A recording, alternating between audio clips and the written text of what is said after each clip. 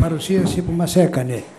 Μέχρι θα κλείσει η παρουσίαση με την αποφώνηση από τον συγγραφέα τον κύριο Κολόμβα και ασφαλώς θέλω, δεν ήταν παράληψη, το άφησα επίτηδες στο τέλος, να σημειώσω την διαρκή παρουσία εδώ στις εκδηλώσεις μας του ιδρυτικού μέλους της εταιρείας μας και πρώην βουλευτή του Αριστοτέλη του Μιμή.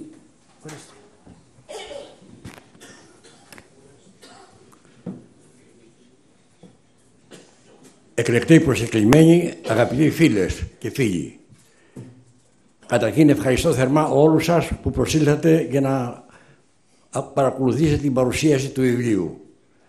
Εν συνεχεία, θερμές ευχαριστίες οφείλω στον κύριο Κοντό, ο οποίος είναι ο στυλοβάτης της συλλογικής εταιρείας, με μεγάλο και τεράστιο έργο. Μας κρατάει όρθιους, προβάλλει την ατροκαρνανία. Εν συνεχεία, τον αγαπητό φίλο πλέον, τον κύριο Ευάντη Χατζιβασιλείου, από το Δοξάτο Δράμας. Δεν το είπε αυτό, έπρεπε να το πείτε κύριε Χατζιβασιλείου. Το μαρτυρικό Δοξάτο. Κάποια στιγμή πρέπει να ασχοληθούμε με αυτό.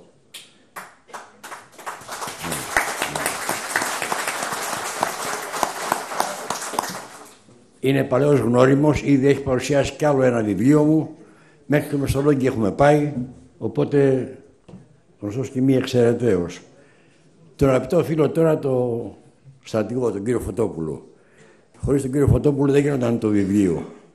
Βρήκε τέτοια στοιχεία τα οποία έχω καταχωρήσει μέσα στο βιβλίο, τα οποία δεν μπορούσα αλλιώς να τα βρω εγώ. Με βοήθησε πάρα πολύ, με παρότρινε και έτσι φτάσαμε στο σημείο αυτό. Με έβαλε σε μεγάλη αγκαρία, γιατί το βιβλίο, το γράψιμο δεν είναι απλό πράγμα, ούτε η συναρμολόγηση όλων των στοιχείων αυτών σε ένα ενιαίο κείμενο. Ήταν πολύτιμη η συμβολή του. Και τώρα ένα τελευταίο ευχαριστώ στους αγαπητούς φίλους. Είναι των Γαβαλιωτών Αττικής ο Άρης ο Σουφλής, πλέον πολύ κολλητοί φίλοι θα έλεγα, ξέρω, μια κάπως λαϊκή έκφραση, και ο Δημήτρης ο Αλεξανδρής. Είναι δύο δυναμικοί άνθρωποι, έχουν ανεβάσει πολύ το επίπεδο των συλλόγων τους, αγωνίζονται κυριολεκτικά, εκδίδουν εφημερίδα αξιόλογη με ιστορικά κείμενα, δημιουργούν και προβάλλουν τον τόπο τους. Για πρώτη φορά βρεθήκαν οι αρχαιότητες σε κάποιο επίπεδο τώρα εκεί στη χώρα των Άκρων, στο Λιθοβούνι. Γενικώς είναι δύο δραστήριοι, όπως άλλωστε το τόνισε ο κύριος Κοντός, δύο δραστήριοι άνθρωποι οι οποίοι αγωνίζονται κυριολεκτικά για τον τόπο τους. Ένα θερμό ευχαριστώ, όπως επίσης και επειδή οι καιροί πονηροί, ευχαριστώ πάρα πολύ που σημείωσαν ότι έχω παραιτηθεί των συγγραφικών μου δικαιωμάτων υπέρ των σκοπών του συλλόγου τους, όπως έχω κάνει και για όλα τα μέχρι τώρα εκδοθέντα βιβλία από τους συλλόγους με τους οποίους συνεργάζομαι.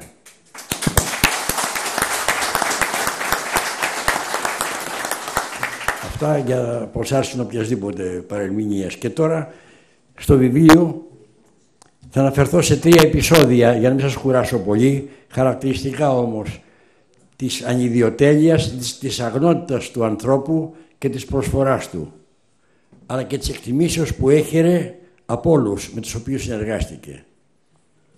Καταρχήν οι ξένοι με τους οποίους συνεργάστηκε και οι οποίοι είναι σκληροί εναντί όλων των άλλων, σε αυτόν δεν είχαν λόγους.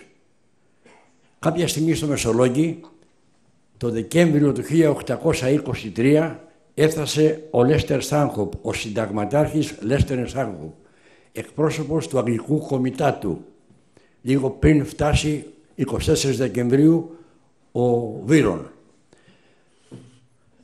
Αμέσως μετά και οι δύο συνεργαζόμενοι, έφερε και ένα τυπογραφείο Στάνχοπ, αν και προϋπήρχε ένα παλαιότερο, το έχει φέρει ο Μαυροκορδάτος, στήσανε την εφημερίδα, τα μεσολογγύρικα χρονικά. Μια φοβερή εφημερίδα για τα μέτρα της εποχής. Το παράξενο είναι ότι αυτοί οι δύο οι άνθρωποι, ενώ ήταν Άγγλοι και οι δύο, είχαν διαφορετικές απόψεις. Προσέξτε αυτό το πράγμα. Ο Στάνχοφ πρέσβευε ότι πρέπει να είναι τελεία η ελευθερία του λόγου, χωρίς καμία παρέμβαση, εν αντιθέσει με το Βύρωνα, ο οποίος έλεγε, εφόσον ένας λαός διατέλεσε 400 χρόνια στην ασφικτική αυτή δουλεία, η απότομη ανάκτηση ελευθερίας και η πλήρης αποδέσμευση όλων των συμπαρομαρτωμένων θα κάνει κακό. Ήτανε ομηρικές οι συγκρούσεις τους, η λογοτριβή, η οποία όμως κατέληγε στο τέλος σε ανταλλαγή ασπασμών και συγχαρητηρίων. Χαίρε, λέει, για το τίμιο χέρι σου και για εσύ για την ωραία πένα σου. Τέτοια έτσι κατέληγαν οι συμπλοκές τους. Αυτοί λοιπόν οι δύο, ο Λέστερ Στάνχοπ, χαρακτήρισε το δικό μας άνθρωπο, το Μήτρο Δελιγιώργη, respectable, αξιόπιστο, αξιοσέβαστο. Κάτι το οποίο δεν έκανε για ορισμένους άλλους. Το ίδιο πράγμα είπε και ο εξαπορρίτων του Βύρωνος, ο Πιέτρο Γκάμπα. Τον είχε φέρει μαζί από τη Ραβένα της Ιταλίας, αδελφός μιας περίφημης, τέλος πάντων, κόμισσας Κουιτσιόλη. Ο Πιέτρο Γκάμπα και αυτό στο βιβλίο γράψαν και αυτή η βιβλία για το Μεσολόγγι. Letters, γράμματα ο Στάνχοπ, narrative, διήγηση ο άλλος για το Μεσολόγγι και τις τελευταίες μέρες του Βύρωνα. Το ίδιο και ένας στήσανε μηχανουργείο, το ακούσατε, ελέγχθη αυτό το πράγμα από τον κύριο Χατζηβασιλείου, για επισκευή των όπλων αλλά και του φρουρίου από έναν Βίλιαμ Πάρι, ταγματάρχη, και φέραν και 8 τεχνίτες, εμπειροτεχνίτες στρατιωτικούς απ' έξω από την Αγγλία. Το μόνο που ζητήσαν να τους βοηθήσει ήταν ο Μήτρος Δελιγιώργης. Αυτόν πρότειναν και αυτός με έναν άλλο μεσολογγίτη συνεργάστηκαν και βοήθησαν το έργο αυτό. Με αυτό θέλω να πω δηλαδή το τι ο άνθρωπος με το χαρακτήρα του, με τη σύνεσή του, την οποία ευθύς εξ αρχής τόνισε ο κύριος Κοντός, συνετός πάνω απ' όλα. Χαμηλών τόνων το τόνισε ο κύριος Φωτόπουλος. Δεν ήταν προβολής άνθρωπος, αθόρυβος αλλά πάρα πολύ αποδοτικός. Και ενώ ήταν αρχηγός του πυροβολικού που είχε την εποπτεία των τελικώς 23 κανονιοστασίων σε έκταση 1.600 περίπου μέτρων που έπιανε η περίμετρος του φρουρίου, δέχτηκε να πάει μοναχός του όταν κινδύνευε το βασιλάδι το κλειδί της Λιμνοθάλασσας, προσεφέρθη αυτός. Το λέει ο Αρτέμιος Μίχος, δεν το λέω εγώ αυτό. Να πάει να βοηθήσει με 50 ενίσχυση. Κάτι το οποίο δεν έγινε τελικά και το βασιλάδι έπεσε.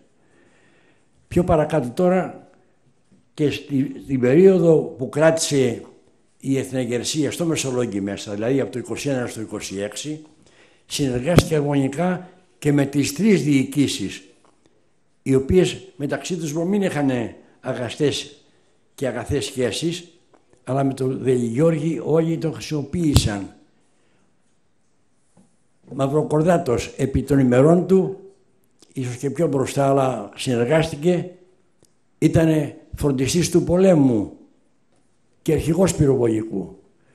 Έρχεται μετά ο Μεταξάς το 23. Σε αυτόν αναθέτει να συμβιβάσει τους Σουλιώτες. Οι Σουλιώτες, μια πολεμικότατη φυγή, δεν μου πέφτει λόγος εγώ να εκφραστώ εις βάρος τους, όμως είχαν την οτροπία του ανέστιου, του νομάδος. Ανέστιοι άνθρωποι, είχαν ξεσπιτωθεί. Φτάσαν στο Μεσολόγγι σε περίοδους υφέσεως, έβλεπαν το σπίτι του Κολόμβα το πέτρινο, να φύγεις εσύ και η οικογένεια να μπω εγώ μέσα. Γίναν τέτοια πράγματα μέσα, τέτοιες διαμάχες, τις οποίες κατά κάποιο τρόπο σημειώνω στο βιβλίο αυτό μέσα. Για να συμβιβάσει τα πράγματα, το Μήτρο Δελιγιώργη όρισε ο Κωνσταντίνος Μεταξάς. Για να καταδιώξει το Βαρνακιώτη που ήταν μαζί με τους Τούρκους τότε το 23, το Βαρνακιώτη, το Μήτρο Δελιγιώργη με πιάνει ότι έταξε να τον καταδιώξει κατά την λύση της πολιορκίας. Τελειώνει αυτός, έρχεται η Τριμελής Επιτροπή, Παπαδιαμαντόπουλος. Τον κάνουν και φρούραρχο, πέραν των 2 καθηκόντων που ανέφερα, και φρούραρχο Μεσολογγίου. Θέλω να πω δηλαδή ότι οι άνθρωποι εξετίμησαν το ποσό του ανθρώπου και τον χρησιμοποίησαν στο έπακρον. Απέδιδε το έργο του, ήταν χαμηλών τόνων, μεγάλο αυτό, δεν ήρθε σε προστριβές με κανέναν. Ο Κασομούγης διέπραξε, πιο παρακάτω θα δούμε λιγάκι, θα σας κουράσω λιγάκι, θα με ακούσετε 2 λεπτά. Ο Κασομούγης διέπραξε κάποιο ατόπιμα εδώ πέρα. Ενώ κατά τη διάρκεια της πολιορκίας τον επίνεσε επανειλημμένος, ο πρόθυμος λέει Διελιγιώργης. Τι πάει να πει πρόθυμος, ο δραστήριος πάει να πει. Ο συντρέχτης κάποια στιγμή κουβάλαγε στρώματα για να βάλει στην Τάφρο προκειμένου τα γυναικόπαιδα να περάσουν κατά την έξοδο στην αντίπερα όχθη και να σωθούν. Κουβάλισε αυτός τα στρώματα, λέει ο πρόθυμος Διελιγιώργης. Φεύγουν αυτός, σώθηκε ο Διελιγιώργης με 40 πυροβολητές από τους 240. Ας τα ακούσουν οι συνάδελφοι πυροβολητές, τους οποίους ευχαριστώ πολύ που με τιμούν, όπως και οι συμμαθητές μου, πάρα πολλοί που είναι εδώ πέρα ανάμεσά μας. Οι πυροβολητές λοιπόν με τον Διελιγιώργη 40 σωθήκανε. Οι 200 άλλοι σκοτωθήκανε. Τις μεγαλύτερες απώλειες είχε το πυροβολικό. Το πρώτο πυροβολικό κάτω στην Εγερσία. Εγώ δεν έχω διαβάσει άλλο. Λοιπόν, φτάνει στο Μπούρτζι. 2 χρόνια έμεινε στο Μπούρτζι. Μόλις φτάσανε τα υπολείμματα της φρουράς στο Μπούρτζι, όχι οι μεσολογγίτες οι οποίοι μόλις φτάσανε από διαφορετικό δρομολόγιο 18 μέρες πιο μπροστά, αυτά εντοπισμένα, ανέλαβαν αμέσως υπηρεσία, οι άλλοι διεκδικούσαν φορτικά τους μισθούς τους. Κάνανε απαράδεκτες ενέργειες μέσα στον Άφιο, τρομοκρατήσαν τον κόσμο. Τότε ο Μήτρος Διελιγιώργης περιέθαλψε την κυβέρνηση, σε αυτόν κατέφυγαν για να σωθούν. Στο Μπούρτζι υπό την κάλυψη του Διελιγιώργη. Υπάρχει και έγγραφο στο βιβλίο μέσα ευγνωμοσύνης, ύστερα από το 27, που λέει ότι όχι μοναχά μας κάλυψε εμάς, αλλά δεν ανεμίχθη σε καμία αλληλομαχία, έκφραση αλληλομαχία, και φρόντισε τον κόσμο του ναυπλίου να μην ταλαιπωρηθεί, να μην καταπονηθεί, να μην υποστεί απώλειες. Αυτό ήταν ο Μήτρος Διελιγιώργης κατά τη διάρκεια της Αντεγερσίας. Έρχεται ο Καποδίστριας, τον χρησιμοποιεί 100 αρχός στην αρχή, αντικαθιστά μετά τον Μακρυγιάννη. Μακρυγιάννης, γνωστός στρατηγός, είμαι πολύ μικρός να τον χαρακτηρίσω, είχε τα τροτά του, δεν ήταν αθώα περιστερά, είχε και αυτός τα τροτά του. Και όμως ειδικός για τον Μήτρο Διελιγιώργη λέει, έχω λέει πτεζιαταγάς πλέον τους γενναίους πυροβολητάς του Μεσολογγίου με τον γενναίγου αρχηγό τους, τον Μήτρο Διελιγιώργη. Τον επίνεσε, ενώ για άλλους είναι καταπέλτης. Αν διαβάσετε λεπτομέρειες του Μακρυγιάννη τα μνημονεύματα, είναι εναντίον πολλών αγωνιστών επιφανών καταπέλτης. Τζαβέλας, από τις 25 φορές το μνημονεύει, οι 23 δηλώ τον ανεβάζει, ρίψασπη τον κατεβάζει. Ο δε κάνει και το άλλο μικρό ατόπιμα ο Διελιγιώργης. Ενώ έχασε το χέρι του σε κάποια, αδρανοποιεί το χέρι του σε συμπλοκή με τους Σουλιώτες μέσα στο Μεσολόγιο το 24, επιδιώκοντας να διευθετήσει μια ανομαλία που έχει δημιουργηθεί και να αποφευχθεί ο προπυρακισμός της μνηστής του αρχηγού των Μεσολογγιτών του Ραζικότσικα. Συνεπλάκη, έφαγε πυροβολισμό και έκτοτε αδρανοποιήθηκε το αριστερό του χέρι. Του λέει λοιπόν κάποια στιγμή το 43, του μνημόνευσε ο κύριος Χατζηβασιλείου. Όταν συναντηθήκαν στην Αθήνα, πρώτης εκρήξεως της Επαναστάσεως 3 Σεπτεμβρίου. Λέει, δεν μου λες, λέει, εσύ που έχασες το χέρι σου. Αυτά τα γράφει ο Μακρυγιάννης. Το έχασα, λέει, στο Μεσολόγιο. Και εγώ, λέει, πού το έχασα το δικό μου, πού το χτύπησα. Στους Μήλους της Λέρνης, Ιούνιο του 25. Δεν είναι στα πράγματα. Δεν πήγε από τουρκική σφαίρα, από Σουλιώτικα πυρά πήγε το χέρι. Αλλά τον μπερδεύει εκεί ο Μακρυγιάννης για να δημιουργήσει κάποια εντύπωση στους αγνοούντες, εν πάση περιπτώσει. Λοιπόν, ο Καποδίστριας τον χρησιμοποίησε. Από μία εκατονταρχία φρόντιζε να δώσει τρεις εκατονταρχίες για να καταστολή ληστείας και στάσεων που ήταν αλλεπάγγελες. Ιδίως οι Θαλασσινοί, οι Ιδραίοι ήταν ανένταχτοι, όπως και οι Μανιάδες τελείως ελεύθεροι, ασίδωτοι κατά κάποιο τρόπο. Θέλανε τις προσόδους, λέει, οι μεν Μανιάδες της Μεσσηνίας, οι δε Ιδραίοι των νησιών του Αιγαίου. Γίνονταν φοβερά πράγματα, τα οποία σήμερα ενδεχομένως οχρεούν τα δικά μας συμβαίνοντα, άμα διαβάσει κανείς λεπτομέρειες. Στάθηκε όρθιος, μπαίνει στη χωροφυλακή, επιόθωνος, τον Ιούνιο του 1933. Γίνεται η δίκη του Καραϊσκάκη τον όλο χρόνο. Και έτσι μπορούσε αυτός να καταθέσει εις βάρος υψηλά ισταμένων προσώπων όπως ο Κολοκοτρώνης, ο επιφανέστερος των αγωνιστών, Πλαπούτας Δημήτριος, Γρήβας και άλλοι, τήρησε στάση όρθιος. Δεν κατάλαβα, λέει, τίποτα στη δίκη. Μα πώς, έπρεπε να ξέρεις, διότι ήταν η περιοχή σου. Πέραν των φημών, τίποτα άλλο δεν ξέρω. Ήρθε σε αντίθεση με την Αντιβασιλεία, η οποία ήταν πανίσχυρη τότε. Χωρίς να είναι άμυροι ευθυνών και οι παραπεμφθέντες. Είχαν και αυτοί ορισμένα τροτά, αλλά τα στοιχεία δεν ήταν αδιάσυστα για να παραπεμφθούν. Το 1935, το 1934 μάλλον, υφίσταται ένα πρώτο ατύχημα. Χάνει κάποια στιγμή. Κουράζω. Ένα ατύχημα το 1934. Συλλαμβάνεται ο Όμηρος για 10 μέρες από κάτι στασιαστές. Τον παγίδευσαν. Απελευθερώνεται. Η Αντιβασιλεία τον παραπέμπει σε στρατοδικείο. Τιμωρείται με 1 χρόνο. Το 1934 τον Νοέμβριο επεμβαίνει και τι ανήλικος ο Όθων και τον απαλλάσσει και επανέρχεται στην υπηρεσία. Το 1935 του απονέμεται το Χρυσό Αριστείο, το μεγαλύτερο παράσημο που για πρώτη φορά απενέμεται τότε. Το πήρε ο Δελιγιώργης το 1935 και προάγεται και σε ταγματάρχη. Προχωράει παραπάνω, έρχεται το 40. Το 40 από το 1937 έχει ιδρυθεί το Πανεπιστήμιο. Έτσι, κύριε Βασίλειο, το 1937. Το Οθόνιο Πανεπιστήμιο, καποδιστριακό μετά. Εκεί δίδαξε αρχαιολογία ο Λουδοβίκος Ρος, Γερμανός. Και μετά καποδιστριακό, χωρίστηκε. Χωρίστηκε, έτσι. Λουδοβίκος Ρος, αρχαιολογία. 1848. 48, μάλιστα. Αυτός λοιπόν έγραψε ένα κείμενο περί υγιής στην Ελλάδα. Το 1841 το κείμενο.